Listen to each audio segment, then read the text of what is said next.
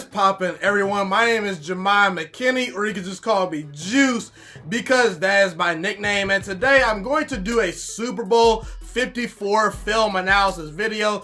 I've been juggling, with my mind. If I want to make this video, do I want to make it? Do I not?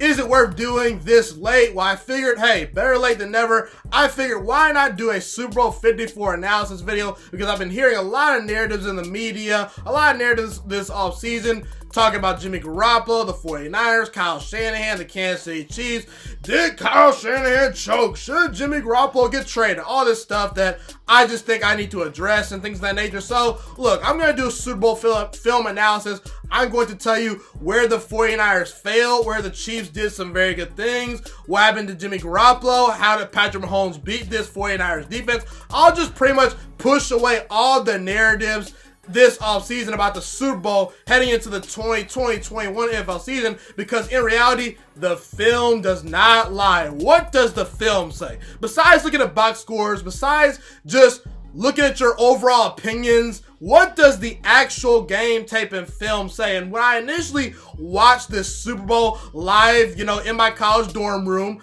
I initially thought after the game that I thought the Kansas City Chiefs flat out just won that Super Bowl. I did not think Kyle Shanahan and the 49ers blew it. I just felt that Patrick Mahomes made some plays down the stretch. He was amazing. I felt Damian Williams had a very good game. And I thought that ultimately Jimmy Garoppolo was just not good enough to beat this Kansas City team. And after watching film, I was right. My opinion has not changed. The two harsh realities that we need to, grasp as far as the Super Bowl goes, Super Bowl 54, was that Jimmy Garoppolo was just not good enough to beat this Kansas City Chiefs team down the stretch, and ultimately, the 49ers did not blow this game. The Kansas City Chiefs just flat out won it. So we're going to discuss the good, the bad, the wrong. Let's talk about it, okay? Now, the 49ers in this game, they actually did a lot of things right. Patrick Mahomes, he was flustered, at times in this game. He did not play very well. Early on, he had a bad fumble, which he, was able to recover, I believe in the third quarter. He did throw two very bad interceptions versus this 49ers defense. The 49ers did some very good things on defense. They made life tough for Patrick Mahomes at times, but when plays needed to be made, ultimately, Patrick Mahomes made the two biggest and most game-changing plays of Super Bowl 54. The one play that I'm going to highlight is his 3rd and 15 throw that went for 44 yards to Tyreek Hill. So on this play, it's 3rd and 15. The Chiefs are down 10 points. One receiver on the bottom left is going to run a go route. The wide receiver in the slot is going to run a, go route as well toward the middle of the field. The wide receiver on the top right is going to run a dig route. I should say on the top left. He's going to run a dig route. And I circled Tyreek Hill, the Kansas City Chiefs star wide receiver, in red. And I also circled a defensive back of the 49ers. You notice where Tyreek Hill is on this field. What he's going to do is he's going to run a deep post route, okay? And the basic concept of this play is to attack the safety in the middle of the field and to split the DBs in the middle of the field and to create a mismatch. And that's exactly what Tyreek Hill does. His speed alone has this defensive back backed up, and giving Tyreek Hill a lot of respect, because he doesn't want Tyreek Hill to blow by him for a touchdown. So this defensive back is already kind of out of position as far as just him playing back and things of that nature. So Tyreek Hill, he cuts toward the middle of the field. Then he makes another sudden cut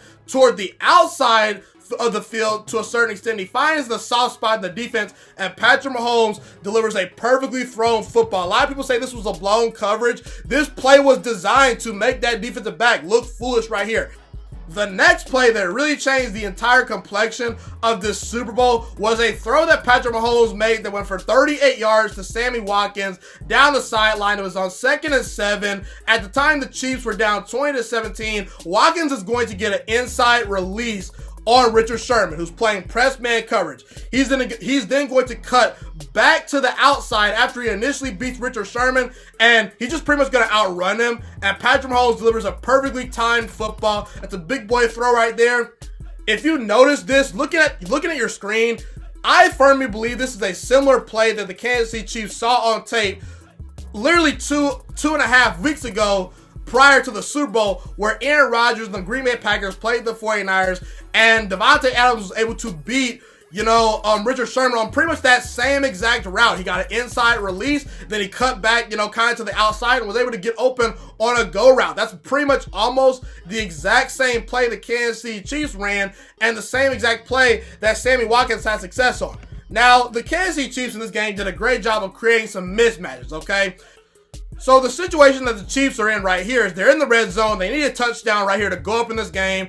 What the 49ers defense is going to do is they're going to run what you would call two-man under defense, okay? Where they have two linebackers that are, in the middle of the field, manning the underneath routes to kind of take away the short routes. They have three defensive backs that are playing press coverage to challenge the Kansas City Chiefs, wide receivers at the line of scrimmage to make it tough for them to create separation. What you're going to see is a single high safety in the middle of the field. And what the Kansas City Chiefs are going to do is they're going to crisscross Damian Williams and Tyreek Hill in the backfield, and they're going to create a mismatch and get Damian Williams out in space right here and pretty much put him one-on-one with the linebacker, and he's going to beat that linebacker to a spot. The Kansas City Chiefs wide receivers pay great attention to detail. They block those wide receivers that were playing press man coverage against them. They pretty much are used as blockers on this play to, help free Damian Williams and create a boundary on the outside for him to get out there. It's a well-executed play right there.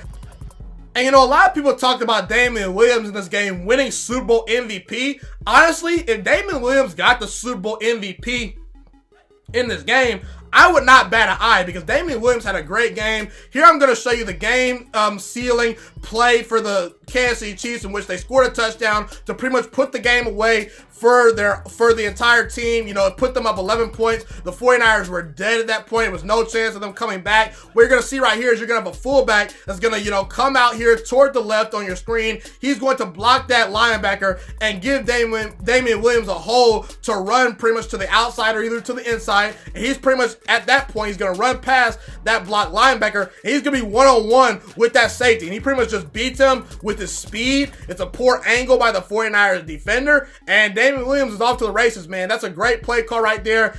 And once again, Andy Reid putting his players in position to make plays out in space. I cannot stress enough how great of an offensive game plan Andy Reid came up with in the Super Bowl. And I'm going to show you one more play right here where Mahomes is pretty much kind of like a fake RPO where the linebacker's actually in good position to make a play on this football, but he has to move one step to his left because of the fake run. That one little subtle move caused that linebacker to, move to the left just one little step, and that gave Patrick Mahomes a little bit more of an open window to make this throw right here. It's a great play call, and once again, great play design, great execution by the Kansas City Chiefs. I cannot stress enough how great they were at executing in this game, something the 49ers did not do so well. They did not execute in this game very well in my eyes. I also want to give a big shout out to Patrick Mahomes, the Super Bowl MVP, because I believe he played a pretty good game despite the fact that he, fumbled. He was able to recover that fumble and he threw two bad interceptions. There were some bad plays that he made, but Patrick Mahomes made the big time throws when he needed to, and he also kept the Kansas City Chiefs in this game due to his ability to run the football. Patrick Mahomes extended plays time and time again with his legs, made plays off schedule. I love the fact that Andy Reid and that coaching staff allowed him to play free, just allowed him to create on his own. Patrick Mahomes was able to move the chains with his legs for first downs. He was able to extend plays with his legs and make throws down the field. He just played an overall great game. So those are the reasons why the Kansas City Chiefs won this game. They executed very well. They came out with a great game plan, and they just made more plays and executed their offense better than the 49ers. So what happened to the 49ers? Why did they lose? And who's to blame?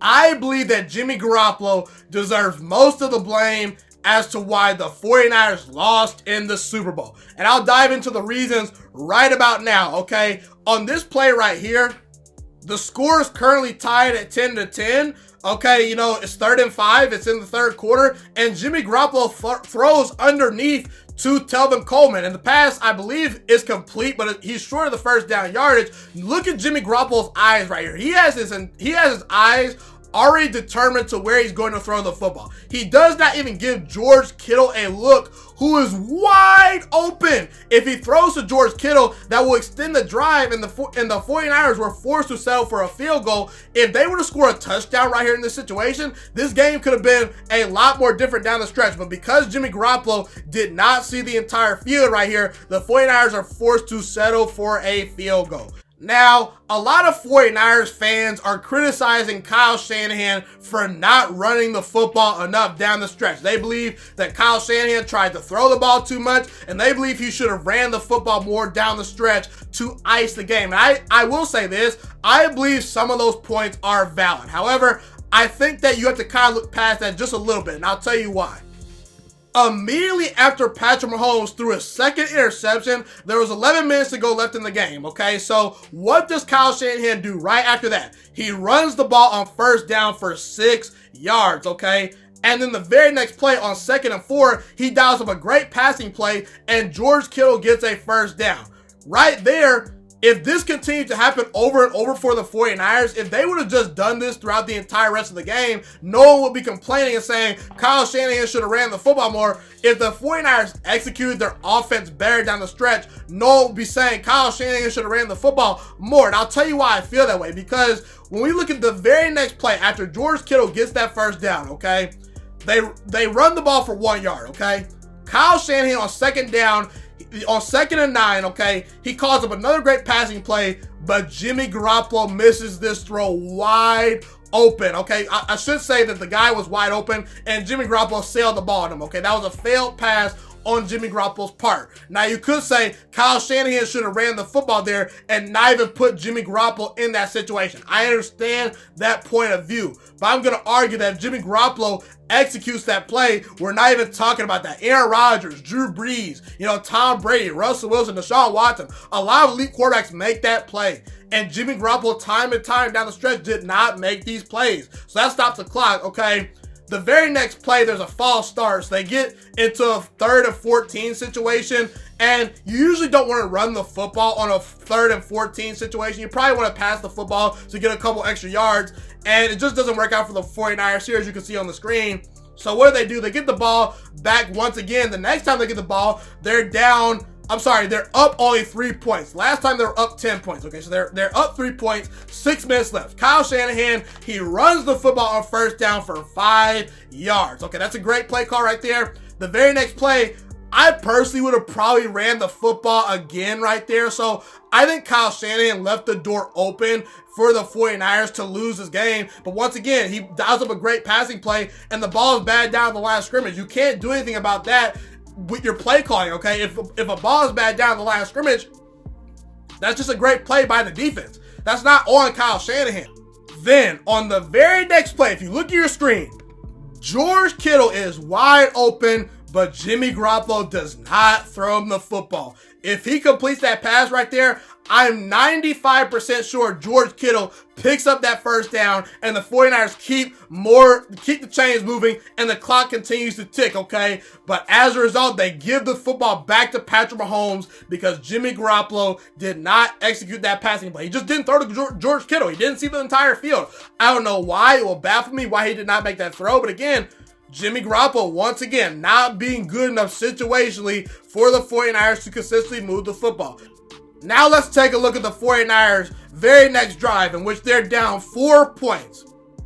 They're at midfield. They get to midfield, okay? And that's where the ties start to turn. That's where things start to go really, really bad for the 49ers. On this play right here, 1st and 10, they drop a pretty good play. The ball's bad down the line of scrimmage. A great play by the Kansas City Chiefs defense. The very next play, Jimmy Garoppolo, once again, not being good enough in crunch time. You see right here, he sees this wide receiver, but he does not throw the ball in rhythm and on time. This throw is late, and he almost gets picked off because of that. You have to be more precise, and you have to be quicker at processing things if you're Jimmy Garoppolo in that situation, and it almost cost him right there because he was not up to par on that play. Now, on the very next play, it's 3rd and 10.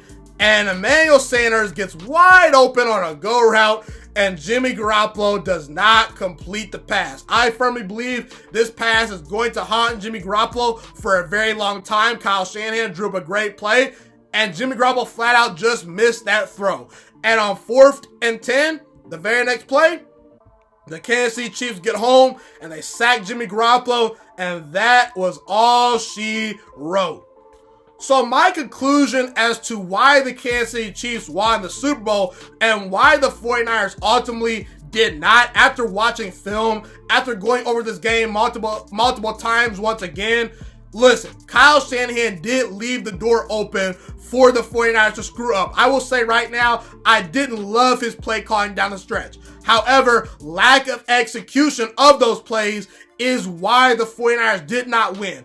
Aaron Rodgers, Russell Wilson, Deshaun Watson, Tom Brady, a lot of other good elite quarterbacks, probably some other quarterbacks in the top 10, probably make those throws that Jimmy Garoppolo did not make down the stretch. Jimmy Garoppolo, it's literally obvious right here. He was not good enough down the stretch to keep up with Patrick Mahomes and the Kansas City Chiefs offense. And by the way, it's not a shame that Jimmy Garoppolo loses to Patrick Mahomes, who in my opinion is the best quarterback in football. I personally would not trade away Jimmy Garoppolo. I know there's been some talks about the 49ers potentially going after Tom Brady and moving on from Jimmy Garoppolo and shipping him to the Patriots. If I'm the Patriots, I take that move 100%. But if I'm the 49ers, I keep Jimmy Garoppolo. This is Jimmy Garoppolo's first full season as a starter. He got you to a Super Bowl. All the things Jimmy Garoppolo did on film can be corrected. So I'm not going to give up on Jimmy Garoppolo just yet, okay?